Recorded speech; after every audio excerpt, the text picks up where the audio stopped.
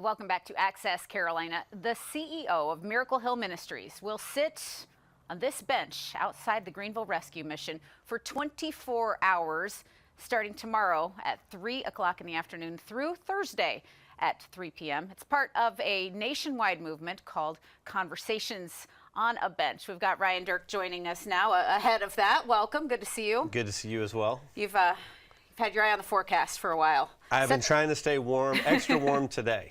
Set the scene for us. You're going to be sitting on this bench with kind of the clothes on your back. What happens in that 24? Yeah, so I'm going to sit down with the clothes on my back and a bottle of water. I'm going to exist on the goodwill of others, as many of our friends experiencing homelessness do.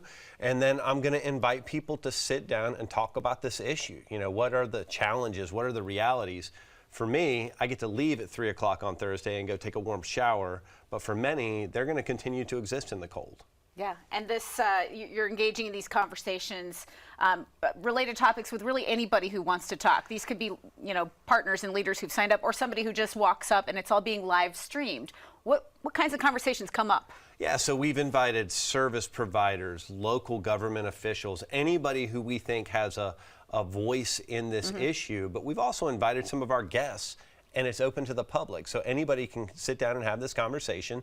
And we're going to talk about every facet, the economics realities of homelessness, addiction, mental health, how we serve as an upstate community, and everything in between. And the goal is to increase awareness about all the issues surrounding homelessness, mental health, because it affects, you know, a much larger movement as well. You've got 17 other shelters all doing this at the same time, so you can do it in a really big way. Yeah, so it's coast to coast. We're starting at 3 o'clock here. They're starting at noon on the West Coast. Yep. We're all going to do this kind of in solidarity, inviting the conversation in. You know, it's easy to forget when it's really cold outside, when you're in your warm house, that there's somebody out there that doesn't have a warm house. So we want to highlight that issue, make sure that we're all aware as an upstate of the reality for some of our neighbors. Well, and you kind of recognize that. Your 24 hours outside aren't exactly what a homeless person going through the day, because you get to go. But you do know firsthand what the situation is like. You've been there yourself. You've been working this yourself. Yeah, been there, worked it myself, had an own experience in my life, but I've gotten soft, right? Like, I'm not used to sitting outside for 24 hours in 18-degree weather, but yeah, we're gonna make it happen. Excellent. And you talk about the other shelters around the area.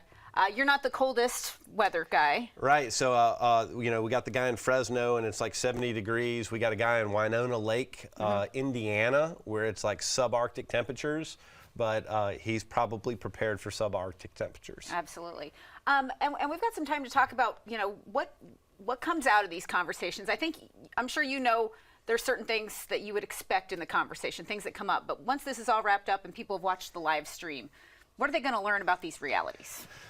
You know, these issues are so complex. What I like to say is that these complex societal level issues are not solved by the usual suspects, meaning I'm boots on the ground every day helping people experiencing homelessness, but we need the whole community to be involved in the solution, which requires every facet of our society kind of committed to helping somebody get a hand up rather than a hand out. So my hope is that people have a greater awareness of the issues, that they know how they can personally be a part of the solution rather than just passing it by on the street each day. Yeah, and one of the big things is going to be substance abuse and addiction. You've written an entire book about that. Right. How closely connected is homelessness with substance abuse? Yeah, so when you look at homelessness as a whole, there's two issues that kind of jump up as having high percentage of prevalence, and that's addiction and mental illness. So homelessness doesn't discriminate, but certainly there are people that have those big issues that need to be addressed in order for them to escape permanently. Absolutely. And then just finally, what are we seeing locally these days? You know, how big an issue? Is it something that sees any improvement? Yeah, so nationally, the numbers just came out last month, and there was a huge jump, 770,000 Americans experiencing homelessness. Locally, we see several thousand each year, but there are some really good efforts right now to kind of bring in the whole community to figure out how to fill the gaps in our systems so that we address each person. Very good. Well, as you prepare to be sitting out on that bench for the 24 hours, we look forward to following your journey. We'll put your information on screen. Thank you so much. Thank you. And stay warm out there. Conversations on a Bench begins tomorrow at 3 p.m., continues until 3 o'clock on Thursday afternoon. The conversations will be live streamed. You can learn more about that initiative and Miracle Hill's mission online. You'll find a link on accesscarolina.com.